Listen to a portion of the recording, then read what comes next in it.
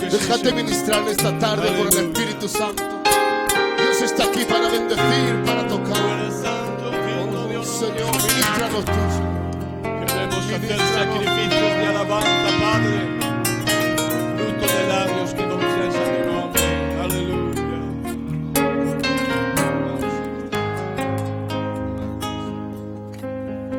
Sé que estás aquí,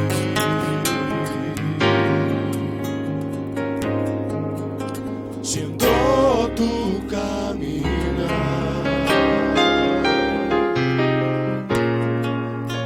te mueves entre el pueblo,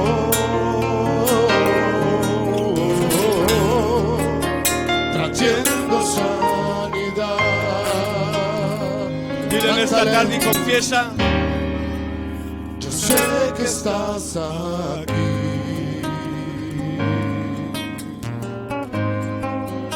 siento tu caminar,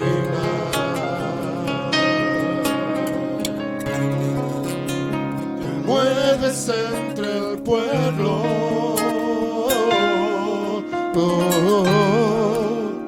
trayendo sanidad.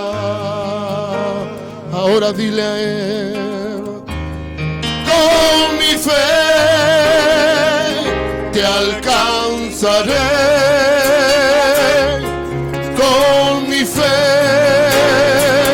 te tocaré,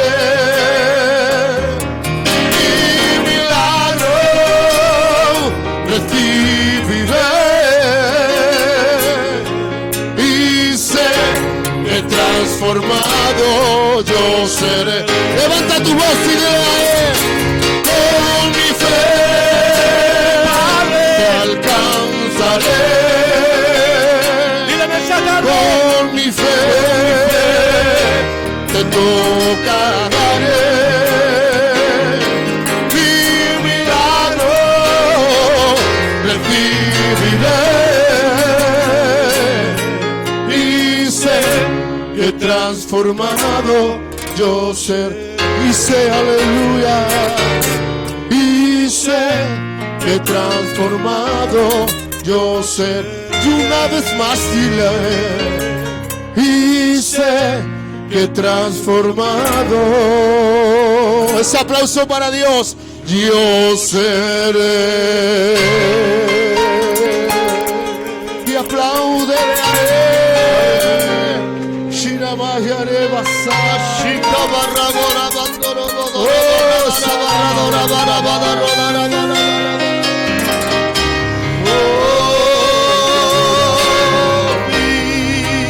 Tú. Amén.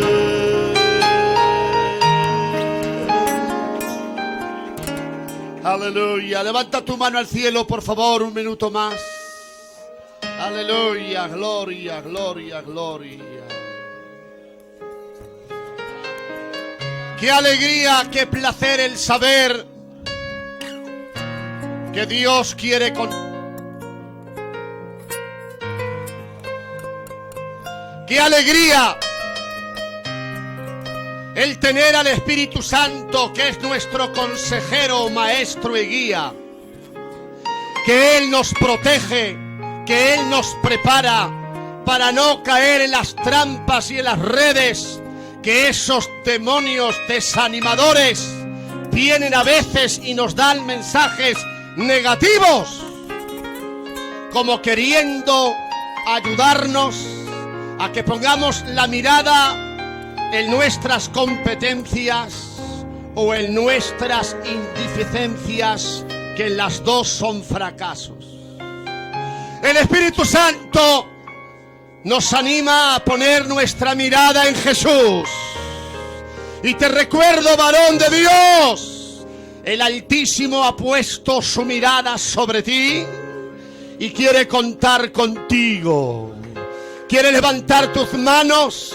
¿Quieres ofrecerte al Señor una vez más en un estruendo de alabanza y de adoración, diciéndole: Señor, gracias, sí, cuenta conmigo, aquí estoy? ¡Oh, aleluya! Espíritu Santo, provéeme todo lo que yo necesito para ser útil cada día y más en tus manos. Díselo al Señor, díselo al Señor. Gloria, gloria a tu nombre. Solo tu Padre puedes apartar lo que nos estorba para ser los hombres que tú has pensado hacer de nosotros. Toma el control y el dominio para gloria y honra de tu nombre. Aleluya, aleluya. Tomen asiento sin perder la comunión del Señor, por favor. Es con tu sangre en la cruz cuando moría. Vida eterna tú me dabas, vida eterna tú me dabas. Moría esa cruz en el Calvario, donde tú diste tu vida. Ay, dame un vaso nuevo, Señor, donde yo pueda beber agua de la vida eterna, agua que quita la sed. Dame un vaso nuevo, Señor, donde yo pueda beber agua de la vida eterna, agua que quita la sed. Oh Señor, tú me sacaste, Señor, tú me sacaste del mundo donde vivía, donde vivía. me limpiaste con tu sangre, Me limpiaste en la cruz cuando moría. cuando moría. Vida eterna tú me dabas, Tú me dabas en la cruz cuando moría. cuando moría. Esa cruz en el Calvario, Calvario, donde tú diste tu vida. Dile, dame un vaso nuevo, Señor, donde yo pueda beber. Oh Jehová, agua de la vida eterna, agua que quita la sed. Dame un vaso nuevo, Señor, donde yo pueda beber. Oh Jehová, agua de la vida eterna, agua que quita la sed. Ese aplauso con alegría y potencia. Gloria a su nombre. Aleluya, gloria al Señor. Bueno, los hermanos vayan pensando un corito y ya enseguida dejamos a nuestro hermano Marchena que nos participe en la palabra del Señor en esta tarde. Todos ustedes saben que el lema principal de estas reuniones es meditar en las palabras básicas del mensaje del Señor. Quiero recordarle una palabra que... Hermanos queridos, a Dios le damos las gracias porque podemos estar delante de su presencia. Y más gracias todavía porque podemos, queridos hermanos, tener una reunión en esta forma y en esta manera que la tenemos. Es una bendición y es una gloria poder estar aquí y compartir un culto juntos, hermanos, todos nosotros los siervos del Señor, aquellas personas que Dios de alguna manera nos llamó y nos está utilizando. Yo le decía ahí a Dios que le daba muchas gracias porque todavía me está utilizando y porque me tiene en un lugar para poder servirle. ¿No estás contento tú también con eso? De verdad, me siento muy satisfecho, queridos hermanos, de que Dios todavía me esté usando para la gloria de su santo nombre. Bueno, tenemos una bendición muy grande en este día, realmente, y hemos tenido un culto de bendición. Yo espero que de la misma manera que vamos a celebrar sea también de bendición y que el tema que predicaba esta tarde el hermano ha sido extraordinario, de verdad y de verdad y de corazón. Y yo espero que este tema que yo también he preparado de alguna manera, pues también os haga bien, queridos hermanos, y que todos nosotros salgamos muy satisfechos de haber estado aquí en esta reunión y en la presencia del Señor. Bueno, yo preparé, cuando hablamos de esta reunión, me dijeron los hermanos que iba a hacer, que iba a predicar, y yo pues preparé un tema, queridos hermanos, acerca de la escatología. La escatología es entre nosotros muy gustosa. Yo sé que es muy gustosa porque nos gustan las cosas, ¿cómo diría yo? Las cosas raras. Voy a usar esa palabra, las cosas raras y ocultas, pero que todas esas rarezas que aparentemente nos parecen no son tan raras, queridos hermanos, ni están tan ocultas. Bendito sea el nombre del Señor. Yo en esta tarde voy a hacer un tema fácil y de alguna manera quisiera y me gustaría que fuera convenciente, que convenciera a las personas que estamos aquí de alguna manera. Los temas que yo en esta tarde quiero hablar, que van a ser muy normalitos, que en nosotros están, queridos hermanos, un poco a flor casi, pero que he podido entender y ver en estos tiempos que no nos dedicamos mucho a hablar de algo de los últimos tiempos. Posiblemente llegamos al libro de Apocalipsis y queremos entrar en temas que no es que sean tan ocultos, lo que pasa es que no estamos ejercitados en ellos. Y al no estar ejercitados, pues los vemos ocultos. Pero realmente no están tan ocultos si nos dedicáramos un poco más a ellos. Entonces también me doy cuenta que son temas que en las iglesias realmente no se predican. Temas que los vemos lejos, que posiblemente decimos que no son para las iglesias.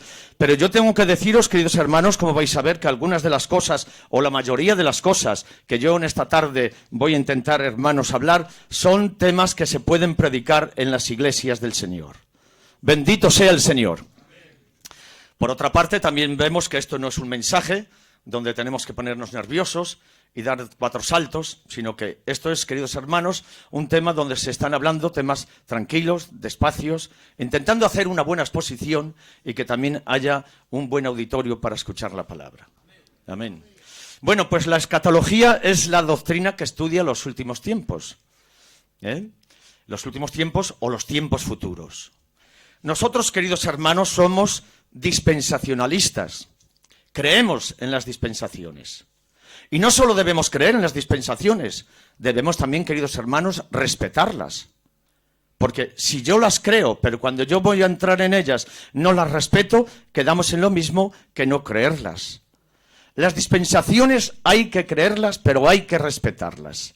Y saber que tuvimos y que Dios ha gobernado el mundo hasta ahora por medio de dispensaciones. Aunque el hombre no se haya enterado, Dios ha gobernado el mundo por medio de dispensaciones.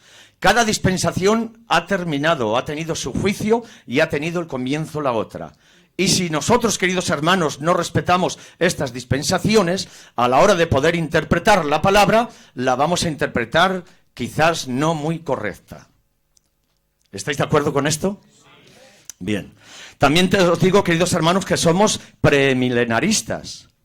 Quiere decirse que nosotros creemos, queridos hermanos, que el arrebatamiento va a ser antes de la gran tribulación y antes del milenio. Está lo que conocéis como se llama milenaristas o posmilenaristas, pero nosotros, gracias a Dios, tenemos, creo, una doctrina, hermanos, sana, y es sano que creemos que somos premilenaristas. Y además, fíjate, mira qué gracia, somos hasta pentecostales. Aunque ya lo tengamos como medio olvidado casi, pues todavía seguimos siendo pentecostales. Creemos en aquel día, creemos en aquel bautismo, creemos en las lenguas, las hablamos, todavía imponemos las manos y el Espíritu Santo bautiza a las personas. Hermanos, que todavía lo somos. Bendito sea el nombre del Señor. Bendito sea Dios. Bien, el primer tema a tratar, queridos hermanos, ya que empezamos en la escatología, es el arrebatamiento de la iglesia. Nosotros creemos, queridos hermanos, que todo lo que habría de cumplirse ya está cumplido. Y que no va a suceder otra cosa que el arrebatamiento en cualquier momento. Yo predicando, queridos hermanos, a veces digo que posiblemente no da tiempo a terminar el culto y viene el Señor. Esa es nuestra fe, nuestra creencia. Nuestro fundamento está en esto. Entonces, queridos hermanos, ¿vosotros no creéis que el arrebatamiento es una doctrina eclesiástica? ¿Es que no creéis, hermanos, que la iglesia debe tener un conocimiento pleno de que estamos ya terminando, que Dios va a venir en cualquier momento y que nosotros, la iglesia del Señor, como la Biblia y la palabra lo enseña, queridos hermanos, va a haber un momento, como dice, por ejemplo, yo os voy a narrar unos textos que los conozco y los sé, queridos hermanos. Por ejemplo, fíjate, el apóstol Jesucristo en el capítulo 14 del Evangelio según San Juan, dice la Biblia, queridos hermanos, que era la Santa Cena, la última cena, Los capítulos 14, 15, 16 y 17 de Juan se constituyen todos y están hechos en la última cena, en la Santa Cena, donde celebraban la Pascua israelita y donde Cristo iba a hacer el nuevo pacto en su sangre. Les había anunciado ya a sus discípulos que estaba terminando su ministerio, que él ya les dijo antes, tengo que ir a Jerusalén, allí me acogerán, me azotarán, moriré, pero al tercer día resucitaré. Los discípulos que han visto que con él, hermanos, tienen todo hecho, han visto su ministerio público. Ha hecho multiplicaciones de panes y de peces, ha dado de comer a 5.000, ha dado de comer a 4.000, ha limpiado leprosos, ha levantado paralíticos, ha resucitado muertos. Tenían una confianza y una seguridad con él cuando les envió y volvían, ya sabéis cómo venían gozosos y diciendo, hasta los demonios se nos sujetan en tu nombre. Pues ahora les está diciendo que está terminando el ministerio, que se va a morir, pero que va a resucitar. Ellos están acongojados.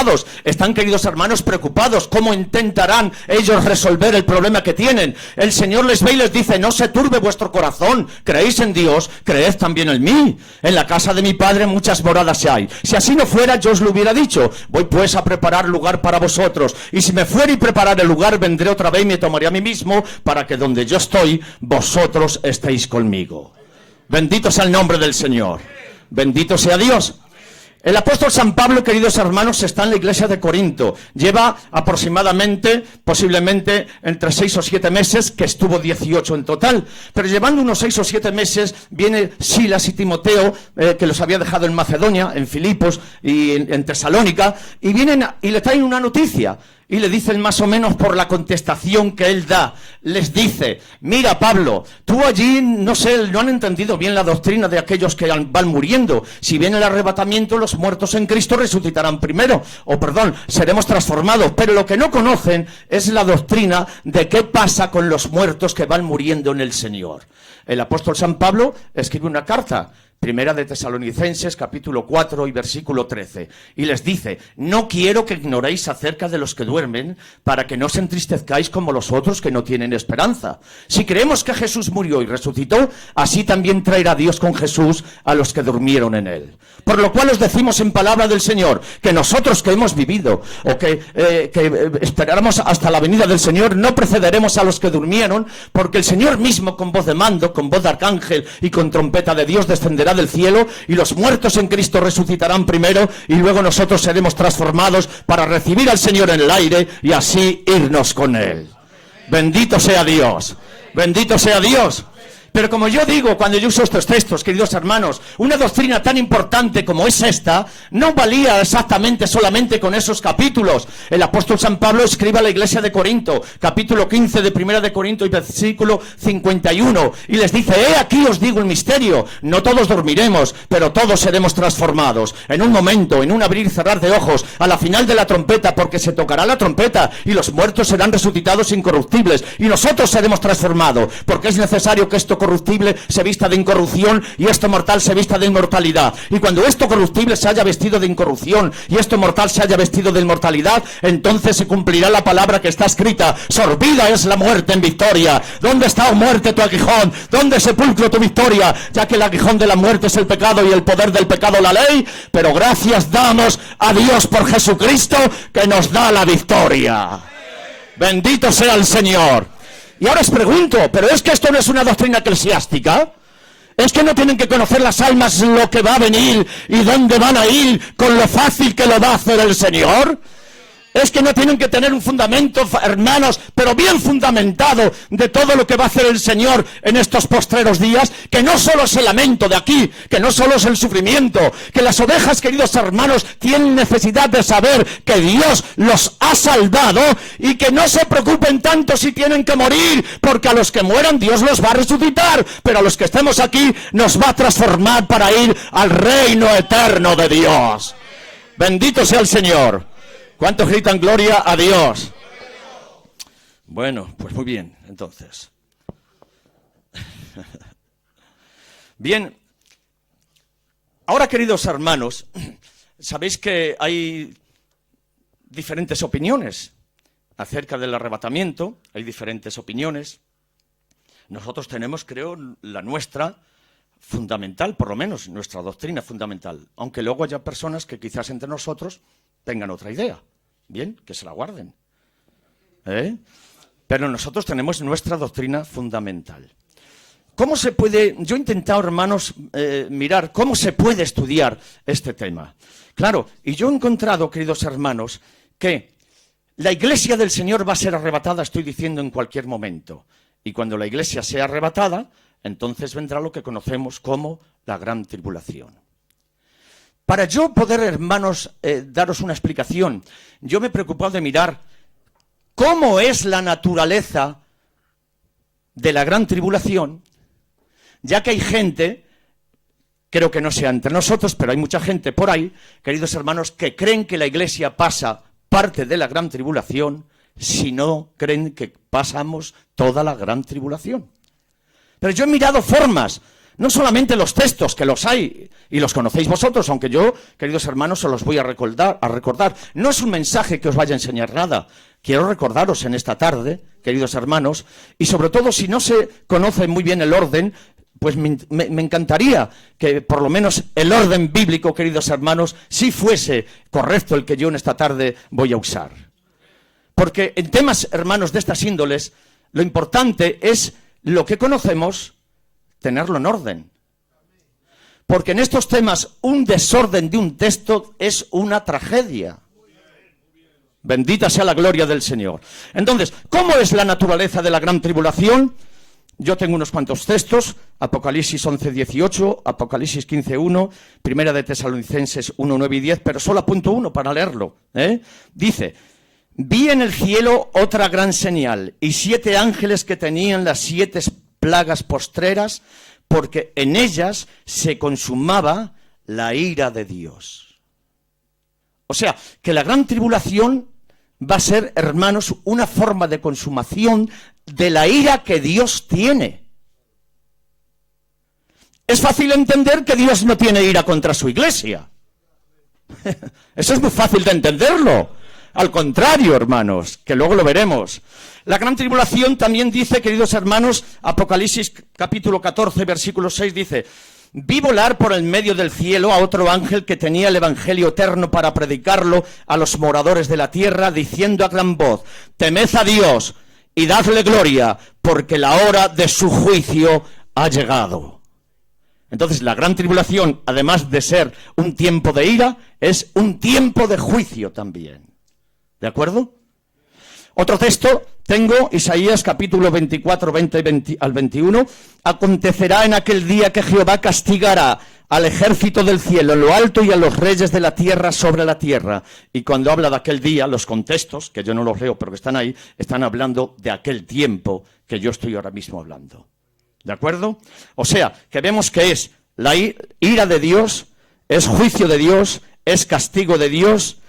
Y otro texto, Joel: ay del día, porque cercano está el día de Jehová, y vendrá como destrucción por el Todopoderoso. Y otro texto, hermanos, Apocalipsis 3:10, diciendo: por cuanto has guardado la palabra de mi paciencia, yo también te guardaré de la obra de la prueba que ha de venir sobre el mundo entero. O sea, concluyendo, la gran tribulación es ira, es juicio, es castigo, es destrucción y es hora de prueba. Pero, claro, viendo, queridos hermanos, la naturaleza de la gran tribulación, ahora tendremos bien que ver también cómo es la posición de la iglesia delante de Dios. Creo, hermanos, que son cosas que van concluyendo. Por ejemplo, 2 Corintios 11:2 dice: porque os celo con celo de Dios, pues os he desposado con un solo esposo. O sea, queridos hermanos, que la posición de la iglesia hoy delante de Dios es que somos la esposa de Cristo. ¿De acuerdo? Efesios 1:7 dice: a quien tenemos redención por su sangre, entre otras cosas. O sea, que además de ser la esposa de Cristo, somos los redimidos por la sangre del Señor. También 1 Corintios capítulo 3 versículo 9 dice: somos los rescatados de nuestra manera de vivir, de nuestra vana manera de vivir. Quiere decir que hemos tenido durante muchos años una vana manera de vivir en lo concerniente a la salvación, pero que cuando hemos venido a Cristo hemos dejado de vivir una vana manera de vivir para vivir una vida agradable delante de Dios. También, queridos hermanos, Efesios 5:25 dice, queridos hermanos, que así como la esposa debe estar sujeta al marido y el marido amar a la esposa como a sí mismo, así como Cristo amó a la iglesia y se entregó por ella. O sea que somos el objeto del amor de Dios. Si la naturaleza de la iglesia, de la gran tribulación, queridos hermanos, es ira, es juicio, es exterminio, la posición de la iglesia delante de Dios es todo lo contrario. Así que tengo que decir, queridos hermanos, que según dice Romanos 8:1, dice la Biblia, ahora pues ninguna condenación hay para los que están en Cristo Jesús. Así que yo tengo que decir, hermanos míos, yo voy a seguir con el tema, pero yo tengo muy claro, queridos hermanos, que la iglesia del Señor no va a pasar la gran tribulación. Bendito sea el nombre del Señor. Bendito sea Dios. La iglesia, queridos hermanos, está exenta de juicio. La Biblia dice que es Cristo quien nos ha justificado, que es Cristo quien nos ha comprado. Si tuviéramos que pasar por juicio, queridos hermanos, quiere decir que el pago que Cristo hizo por nosotros no ha sido suficiente y que habría que juzgar lo que hizo Cristo. Eso sería menospreciar la obra del Señor Jesucristo. Pero yo creo que la obra de Cristo ha sido una grandeza, que ha sido bien hecha, que ha sido completa y que la iglesia no tiene que pasar por ningún lugar que no sea la salvación gratuita por la fe en su nombre. Bendito sea el nombre del Señor. Así que, hermanos, yo tengo que decir, y voy a seguir demostrándolo porque sé que es una cosa importante, que la iglesia del Señor va a ser arrebatada antes de la gran tribulación. Bien, entonces, queridos hermanos, ¿para quién es la gran tribulación? ¿Para quién es la gran tribulación? Jeremías, hay muchos textos, no puedo leerlos porque me voy buscando. Y otra cosa que tengo es que tengo el micro en la mano que a mí no me gusta. Que yo uso la Biblia, la pongo así en el pie, vaya, y uso la Biblia y leo. Así no puedo leer, no te rías, pájaro. Que es verdad. Bien, Jeremías, como conocemos los textos, estamos predicando ante gente, hermanos, que leemos la palabra y creo que no hace falta hablar mucho. Jeremías 30, capítulos 4 al 7, pero me parece que es el 7, dice, ¡ah! ¡Cuán grande es aquel día! Tanto que no hay otro como él. Tiempo de angustia para Jacob, que es Israel. Pero aun a ellos les dice, pero de ella serán librados.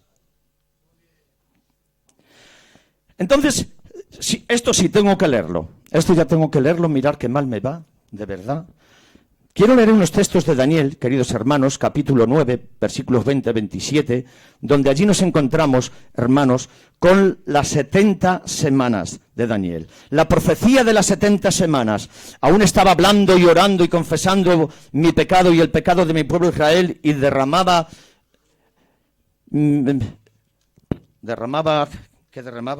Mi ruego delante de Jehová mi Dios por el nombre santo de mi Dios.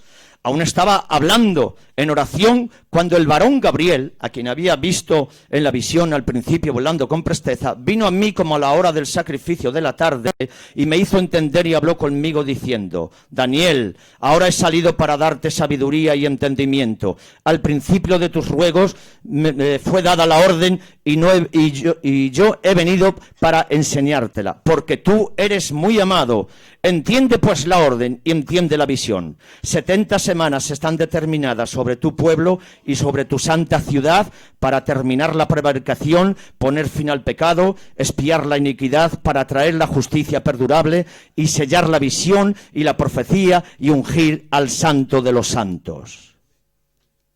Sabe pues y entiende que desde la salida de la orden para restaurar y edificar a Jerusalén hasta el Mesías príncipe habrá 7 semanas y 62 semanas. Se volverá a edificar la plaza y el muro en tiempos angustiosos y después de las 62 semanas se le quitará la vida al Mesías, mas no por sí. Y el pueblo de un príncipe que ha de venir destruirá la ciudad y el santuario y su fin será con inmundicia y hasta el fin de la guerra durarán las devastaciones.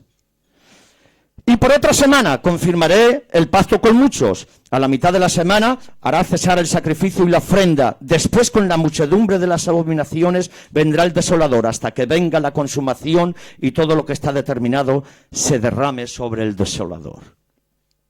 Si os dais cuenta en el principio, 60 semanas están determinadas sobre tu pueblo y tu santa ciudad. Israel era el pueblo de Daniel y la santa ciudad era Jerusalén.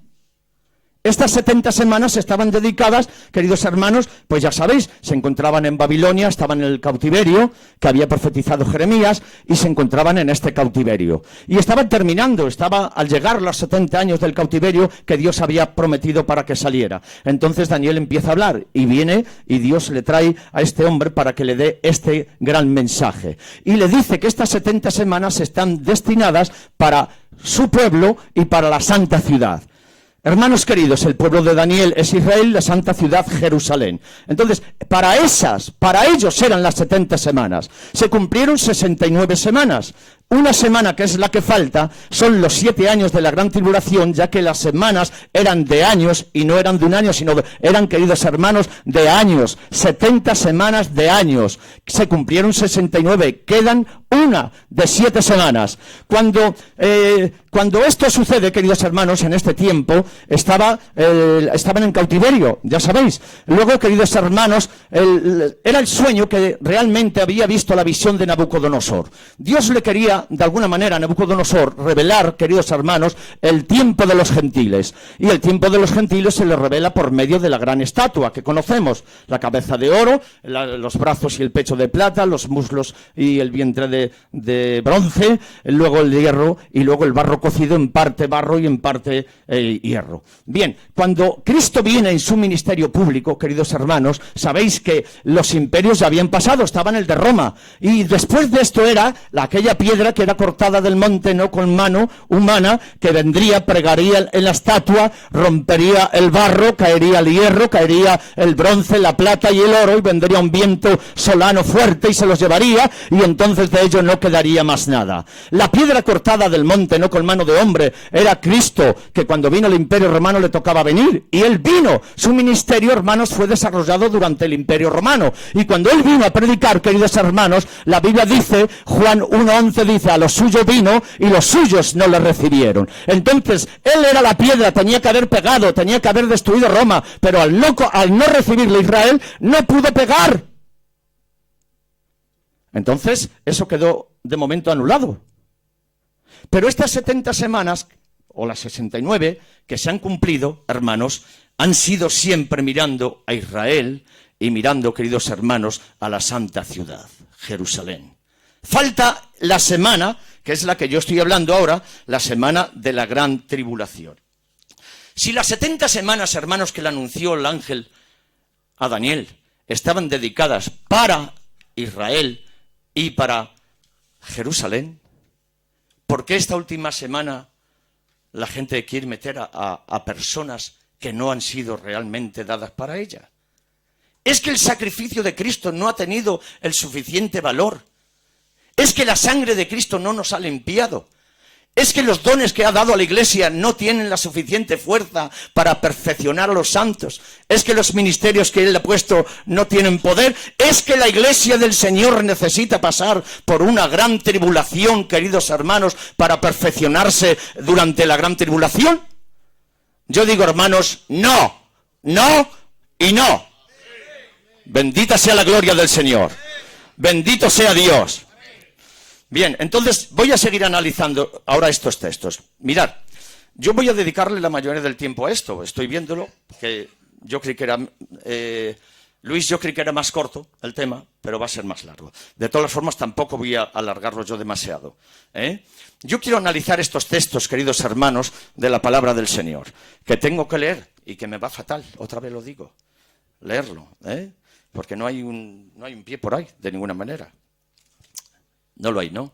Bueno, pues mirad estos textos de 2 de Tesalonicenses, capítulo 2, versículos del 1 al 8, que yo tengo que leerlos, queridos hermanos, así que necesito el tiempo suficiente. Dice, manifestación del hombre del pecado. Pero con respecto a la venida de nuestro Señor Jesucristo y nuestra reunión con Él, os rogamos, hermanos, que no os dejéis mover fácilmente de vuestro modo de pensar, ni os conturbéis ni por espíritu, ni por palabra, ni por carta, como si fuera nuestra, en el sentido de que el día del Señor está cerca. Nadie os engañe en ninguna manera, porque no vendrá sin que antes venga la apostasía y se manifieste el hombre de pecado, el inicuo, el hijo de perdición. O sea, que queda claro que el texto está diciendo que Cristo no vendrá hasta que no se manifieste el hombre de pecado. Que el hombre de pecado se va a manifestar durante la gran tribulación. Entonces, está claro, Cristo no vendrá hasta después de la gran tribulación. ¿De acuerdo? Pero claro, tenemos los contextos. No podemos parar ahí. Pero sigue diciendo, el cual se opone y se levanta contra todo lo que se llama Dios o es objeto de culto, tanto que se sienta en el templo de Dios como Dios haciéndose pasar por Dios. ¿No os acordabais que cuando yo estaba todavía con vosotros os decía esto? Y ahora vosotros sabéis lo que lo detiene, a fin de que a su debido tiempo se manifieste. Hay algo que lo está deteniendo. Cristo no va a venir hasta después de la gran tribulación, hermanos. Pero hay algo que hasta ahora lo está deteniendo a este hombre de pecado y no le permite manifestarse. ¿De acuerdo? Porque ya está en acción el misterio de la iniquidad, solo que hay quien al presente lo detiene hasta que él a su vez sea quitado del medio. Y entonces se manifestará aquel inicuo a quien el Señor matará con el espíritu de su boca y destruirá con el resplandor de su venida. O sea, hay algo que realmente ahora está, hermanos, impidiendo que este hombre de pecado se manifieste. ¿Qué es ahora, hermanos, lo que debemos intentar averiguar? ¿Quién es el que lo está deteniendo? Ese es el tema. Pero que hay mucha claridad, hermanos. ¿Quién lo está deteniendo a este hombre de pecado, a este inicuo, a este hijo de perdición?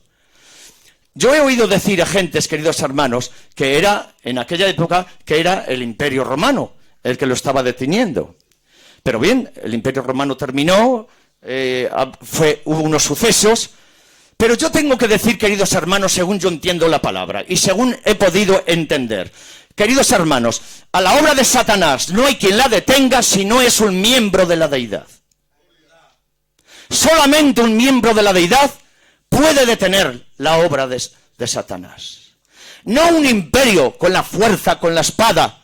No, hermanos, no imperios grandísimos, no el mundo entero. A la obra de Satanás solamente un miembro de la deidad puede detenerle. Y según nosotros entendemos, hermanos queridos, lo que le está deteniendo es el Espíritu Santo que está en la iglesia del Señor. Y mientras la iglesia del Señor esté aquí, ese inicuo no puede manifestarse, porque la iglesia está aquí. Solamente hay una forma de que ese inicuo se manifieste, y es, queridos hermanos, que la iglesia sea arrebatada y dé lugar a la obra de Satanás. Bendita sea la gloria de Dios. Bendito sea Dios. Pero yo tengo más textos concluyentes. Bien.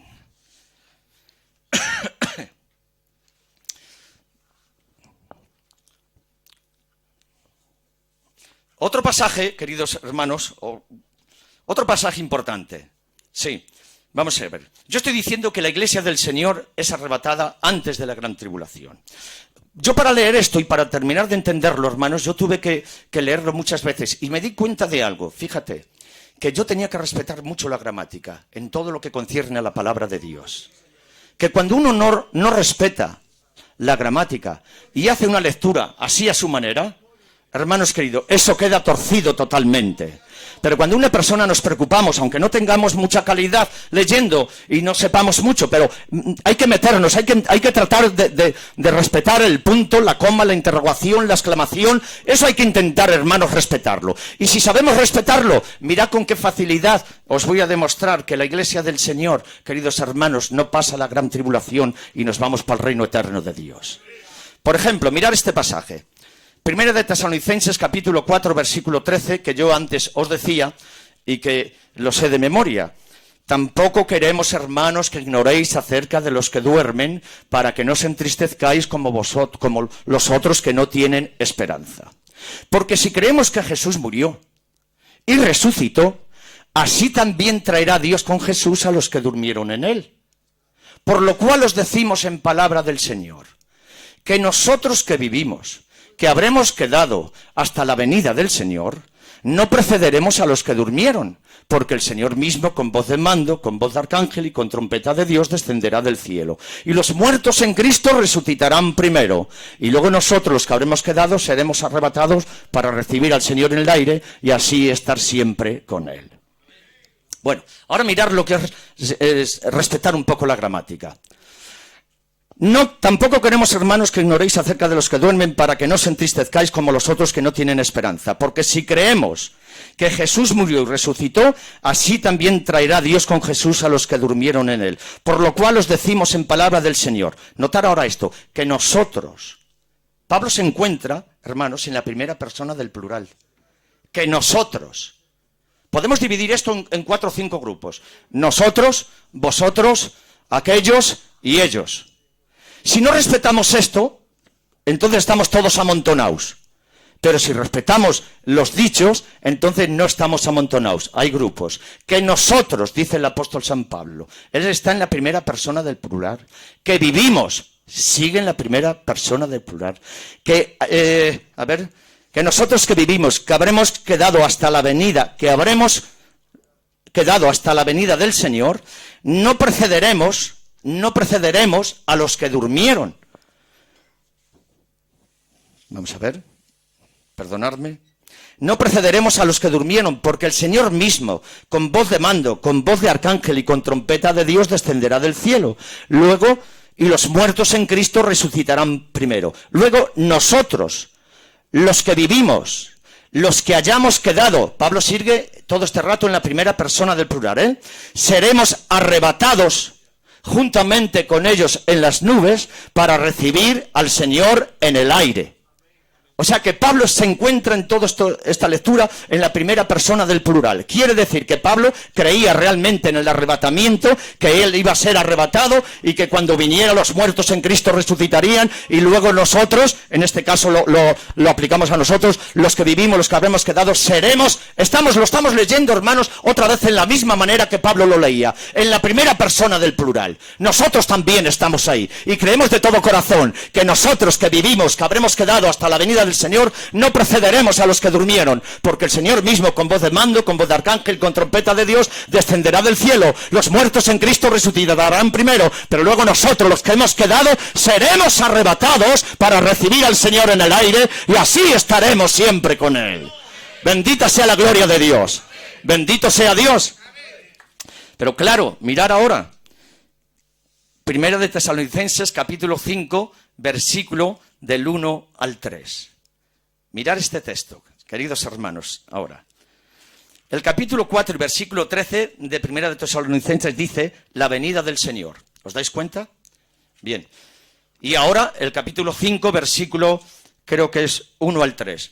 Fíjense, dice, pero acerca de los tiempos y de las ocasiones no tenéis necesidad, hermanos, de que yo os escriba. Porque vosotros sabéis perfectamente que el día del Señor vendrá así, como ladrón en la noche. Ojo a este texto que ha confundido mucho a muchas personas. Ladrón en la noche no es el arrebatamiento. Ladrón en la noche es su segunda venida. ¿Sabéis por qué? Porque el contexto dice, en el cual los elementos del cielo serán deshechos, el sol, la luna y las estrellas, y eso no va a suceder en el arrebatamiento. En el arrebatamiento se tocará la trompeta, resucitarán los muertos, pero el sol, la luna y las estrellas no van a caer. O sea que ojo con ese texto. Por tanto, pero acerca de los tiempos y de las ocasiones no tenéis necesidad, hermanos, de que yo os escriba, porque vosotros sabéis perfectamente que el día del Señor vendrá así como ladrón en la noche. Que cuando digan, notar, Pablo ya no está ahí en la primera persona del plural, ya no está entre ellos. Que cuando digan paz y seguridad, entonces vendrá sobre ellos destrucción repentina, como los dolores a la mujer encinta, y no escaparán. ¿Y saben por qué Pablo ya no se encuentra en esa primera persona del plural? Porque él se cuenta que ya ha sido arrebatado en el capítulo 4 del libro de Tesalonicenses y ya no está entre ellos. Bendita sea la gloria de Dios. Bendito sea Dios. ¿Cuántos gritan gloria a Dios? Amén. Bueno, pues entonces tengo que decir que la iglesia, hermanos, no pasa la gran tribulación. ¿De acuerdo? Esta gramática, hermanos, a mí me quedó más satisfecho porque yo tuve muchos años, muchas dudas, como muchos de leer. Pero si es que dice que Cristo no va a venir, pero Cristo no va a venir en su segunda venida. Antes se manifestará el hombre de pecado. Pero antes de que se manifieste el hombre de pecado, lo que le está impidiendo que se manifieste, que es el Espíritu Santo en la iglesia de cada uno de nosotros, será arrebatado para dar lugar a esa otra persona. ¿De acuerdo, hermanos? ¿Quedáis satisfechos con esta explicación? ¿Queréis gritar un fuerte gloria a Dios? Bueno, pues me alegro de que vosotros quedéis satisfechos con esta explicación. Tengo aquí un reloj que no lo he mirado. ¿Sí? ¿Las 9:05 ya? Joder. Qué gente más pesada.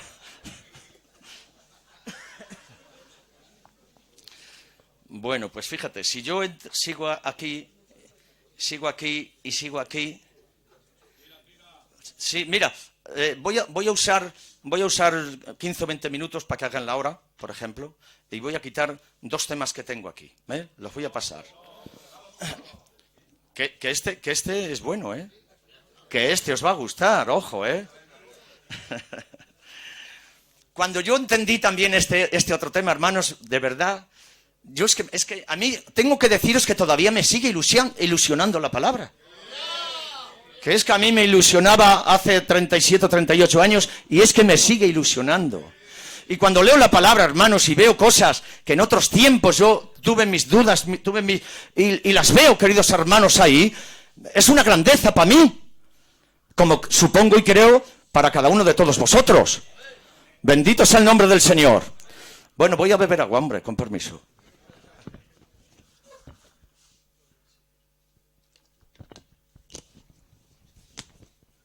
Bueno, os voy a hablar de este tema porque me encantó. Lo descubrí no hace mucho. Por esto os lo voy a hablar. A ver, quisiera, hermanos, ponerlo en el orden que yo lo he recibido y lo tengo también aquí, para que fuese bien entendido. El tema es, queridos hermanos, sobre los 2 testigos.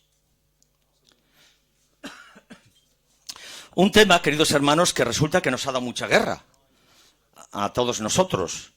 Supongo que a vosotros igual que a mí. A mí me ha dado una guerra de verdad. En un tiempo tuve que creer hasta la reencarnación casi. Claro, porque si Moisés era uno de los 2 testigos, tenía que creer en la reencarnación. Y digo, pero hijo mío, pero si eso es una tragedia. Bueno, los 2 testigos, queridos hermanos. Voy a hacer la lectura, Voy a hacer la lectura.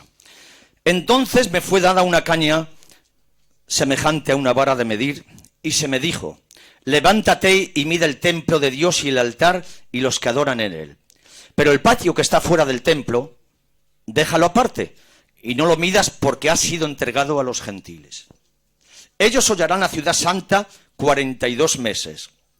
Y daré a mis 2 testigos que profeticen por 1260 días vestidos de cilicio. Estos testigos son los 2 olivos y los 2 candeleros que están en pie delante del Dios de la tierra.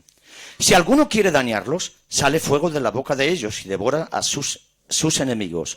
Y si alguno quiere hacerles daño, debe morir él de la misma manera. Estos tienen poder para cerrar el cielo a fin de que no llueven los días de su profecía, y tienen poder sobre las aguas para convertirlas en sangre y para herir la tierra con toda plaga cuantas veces quieran. Cuando hayan acabado su testimonio, la bestia que sube del abismo hará guerra contra ellos y los vencerá y los matará.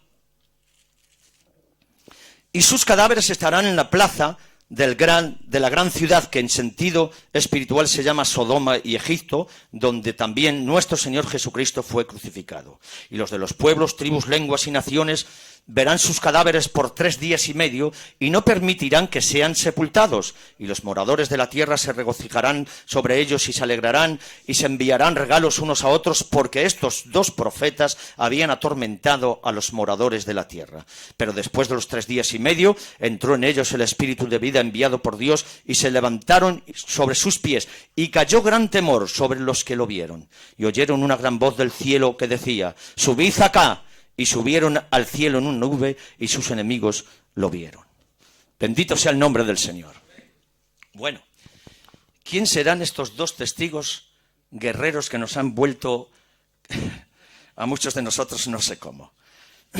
Pero bueno, para decir esto, hermanos, para contestar quién son estos 2 testigos y dónde desarrollarán su ministerio, yo tengo, hermanos, antes que deciros algo. Que unos creen, como vosotros sabéis, que era Moisés. No sé si en este tiempo lo hay, supongo que ya no lo sabrá. Claro, repito lo que he dicho antes, tendríamos que creer en la reencarnación, ya que dice la Biblia que Moisés murió y Jehová Dios lo enterró. Y claro, si el otro era Elías, nos tiene más así, porque como fue arrebatado, pues entonces tendrá que venir otra vez, decían, aquí a morir. Cosa que yo, queridos hermanos, entiendo que no es así, que el arrebatamiento de Elías se considera muerte. Porque la palabra muerte significa estar o desaparecer de un sitio para estar en otro. Si eso tuvieran que morir, entonces, ¿qué diríamos del arrebatamiento de la iglesia? Cuando seamos arrebatados, no hemos muerto. Si no se nos considera muerto, ¿tendremos que bajar en otro tiempo a morir otra vez? Yo digo no, hermanos. Eso significa muerte también. Si así no se entiende, pues que cada uno entienda lo que crea. ¿De acuerdo? Bien, entonces, queridos hermanos, yo eso lo descarto. Ahora miren, este tema, queridos hermanos, nace de la profecía de Malaquías. Malaquías capítulo 4, versículos 5 y 6 dice: He aquí yo os envío el profeta Elías antes que venga el día de Jehová, grande y terrible. Él hará volver el corazón de los padres hacia los hijos y el corazón de los hijos al de los padres, no sea que yo venga y hiera la tierra con maldición. Esta profecía se le aplica a Juan el Bautista. En Lucas capítulo 1, versículos 13 al 17, que también tengo que leerlo, por cierto, queridos hermanos. Lucas capítulo 1, versículo 13 al 17. Vamos a ver. Esto luego lo arreglas, cortas cuando quieres y no. No, digo tú si lo arreglas o lo dejas así. Ah, no, pues qué bien. Que ya no se ve esto, chavarrillos, así. Pero el ángel le dijo: Zacarías, no temas, porque tu oración ha sido oída y tu mujer Elizabeth te dará a luz un hijo y llamará su nombre Juan. Y tendrás gozo y alegría, y muchos se regocijarán de su nacimiento, porque será grande delante de Dios. No beberá vino ni sidra, y será lleno del Espíritu Santo, aun desde el vientre de su madre. Y hará que muchos de los hijos de Israel se volverán o se convirtieran al Señor Dios de ellos. E irá delante de él con el espíritu y el poder de Elías para hacer volver los corazones de los padres a los hijos y de los hijos o de los rebeldes a la prudencia de los justos, para prepararle al Señor un pueblo bien dispuesto. ¿De acuerdo? Entonces, esta profecía se le aplica, queridos hermanos, a Juan el Bautista. En Mateo 11, 1 al 14, van los mensajeros de Juan a hablar con él, sabéis, y todo esto, se queda hablando con la gente y termina diciendo: y si queréis recibirle, este es aquel Elías que había de venir. Y luego, queridos hermanos, el Elías que había de venir, fíjense, claro, si miramos el ministerio de Elías, cómo fue desarrollado en su tiempo, podemos ver, queridos hermanos, que Israel claudicaba entre 2 pensamientos. Y entonces apareció este hombre, porque Israel claudicaba entre 2 pensamientos. Entonces su ministerio fue, queridos hermanos, demostrar que realmente Jehová era Dios y que Baal era un nadie. Y de esta manera el corazón de Israel, queridos hermanos, que estaba entre 2 pensamientos dudando, se convenció rápidamente y dijo: Jehová es Dios. Y hizo que el pueblo de Israel se convirtiera al Señor. ¿De acuerdo? Entonces, claro, vemos, queridos hermanos, que no tuvo que venir o reencarnarse Elías para cumplir la profecía de Malaquías. Bastó un hombre, Juan Bautista, con el mismo espíritu y el mismo ministerio que Elías, para que se cumpliera la profecía. según Jesús mismo dijo, y si queréis recibirle, este es aquel Elías que había de venir.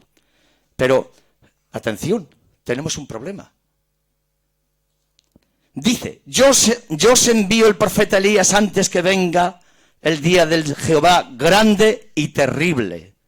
Y como he dicho antes, esta profecía se le aplica al Bautista, para preparar al Señor un pueblo bien dispuesto. Entonces, vemos que Juan, el Elías que había de venir, tenía que prepararle al Señor un pueblo bien dispuesto. ¿No? Eso dice la palabra. Bueno, pues fijaros, queridos hermanos, resulta que al Bautista le cortan la cabeza y a Jesucristo le crucifican en la cruz. Y hay un texto que dice Juan 1:11, a los suyos vino y los suyos no lo recibieron. Y yo ahora pregunto, ¿Juan el Bautista le preparó al Señor un pueblo bien dispuesto?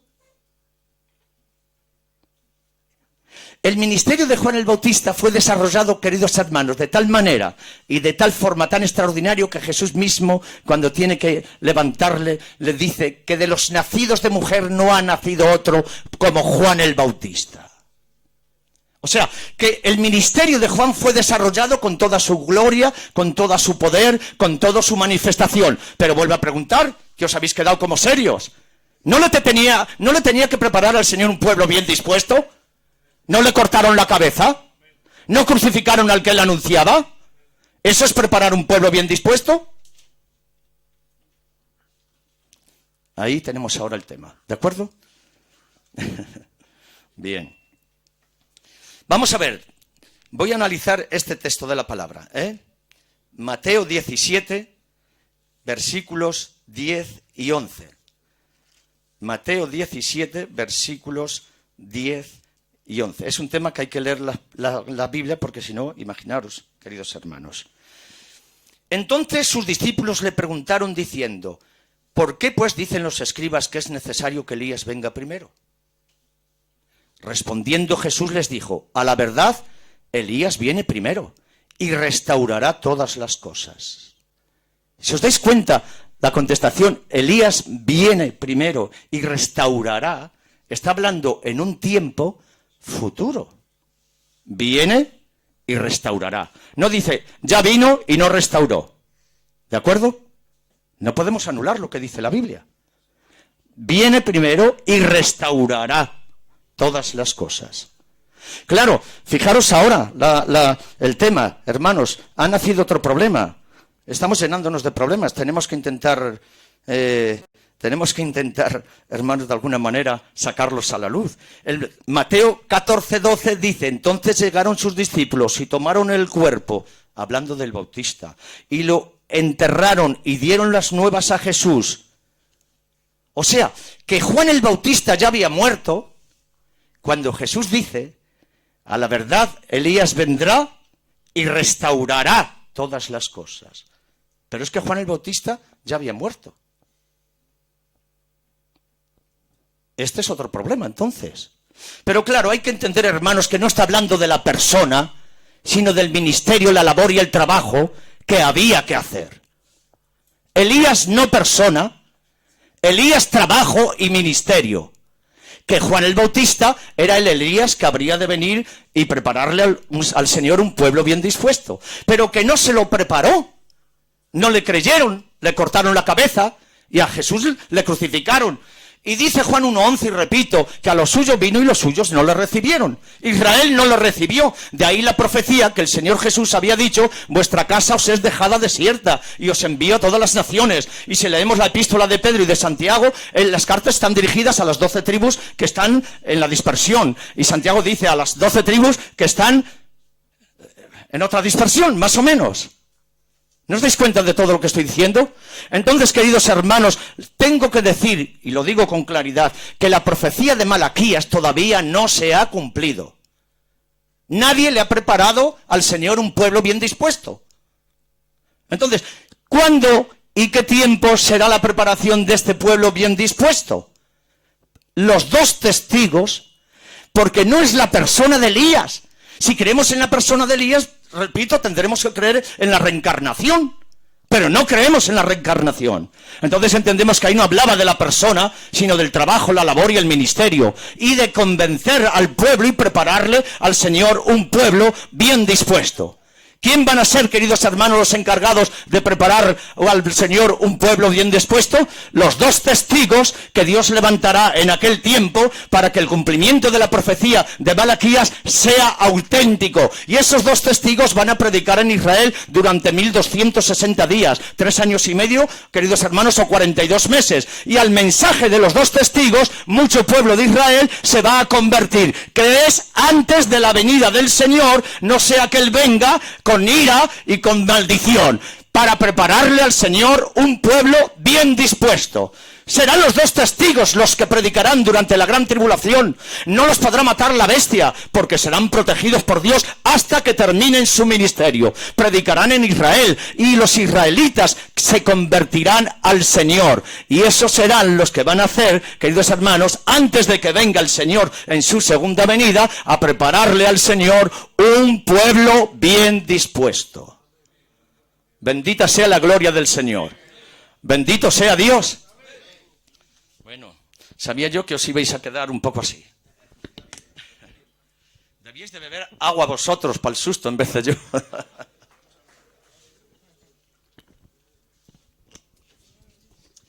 Bueno, yo siempre que he visto algo en la Biblia que me ha llamado la atención, lo he estudiado y lo he mirado. ¿Entendéis? Esto es, queridos hermanos. Bueno, entonces tengo que decir, esto ya todo lo he dicho, pero ahora tengo que decir, fijaros, que al mensaje de los 2 testigos se convierten los 144.000 sellados del capítulo 7, que a su vez son los del capítulo 14. En el capítulo 7 no están sellados, pero en el capítulo 14 ya están sellados. ¿Para qué? Para cumplir lo que el Señor mismo dijo. Caerán a filo de espada, serán llevados cautivos a todas las naciones, dice la Biblia, y Jerusalén será hollada hasta que el tiempo de los gentiles se cumplan. Y dice, y se predicará este evangelio del reino en todo el mundo, para testimonio a todas las naciones, y entonces vendrá el fin. Entonces tengo que decir que el Bautista predicó el evangelio del reino, Jesús predicó el evangelio del reino. Los 2 testigos predicarán el evangelio del reino, y los 144.000 también predicarán el evangelio del reino, dando cumplimiento a lo que dijo Jesús. Predicarán este evangelio del reino a todas las naciones, y entonces vendrá el fin. Entonces, los 144.000 sellados, 12.000 de cada una de todas las tribus de Israel, son los que darán cumplimiento al mensaje del reino, para luego venir el fin, que el Señor Jesucristo vendrá en su segunda venida, como nos enseña la palabra y nos enseña la Biblia, y entonces eso sí es su segunda venida. Y en su segunda venida hay muchos textos de la palabra que se pueden hablar y mirar, hermanos, para llevarlos hasta ahí. Este es el texto, hermanos, y este es el cumplimiento de todo lo que yo estoy diciendo. Yo sé que a vosotros os ha sentado, pues como os veo, asustaos. Pero ojo, os digo, miradlo, estudiarlo, vedlo, intentar dar cumplimiento a lo que estoy diciendo. Porque ¿sabéis una cosa por qué me atrevo a predicar todo esto? Porque esto que yo estoy predicando no atañe a nada a la salvación. ¿Lo habéis entendido bien? Estoy hablando de tiempos futuros, que la iglesia ya se ha marchado y los que hemos sido salvos, señores, salvos quedamos. ¿De acuerdo? No atañe a salvación, no me meto con nada, no estoy diciendo nada en contra. Estoy haciendo una exposición de lo que yo he visto, he hecho, he estudiado y lo creo con toda la seguridad. Miradlo vosotros también, vedlo, estudiarlo, queridos hermanos. Y repito otra vez, si esto tuviera algo que ver con la salvación, yo tengo ya muchos años y yo no me atrevía a predicar un tema de esta manera. Pero os predico esto, queridos hermanos, porque sé que es un tema para levantar un poco la mente, para despertarla, para ejercitarla, y que yo espero que Dios, de alguna manera, os haya bendecido mucho, hermanos, en este tema, en esta palabra y en este mensaje. Así que Dios os bendiga mucho, hermanos queridos, y hasta otro momento.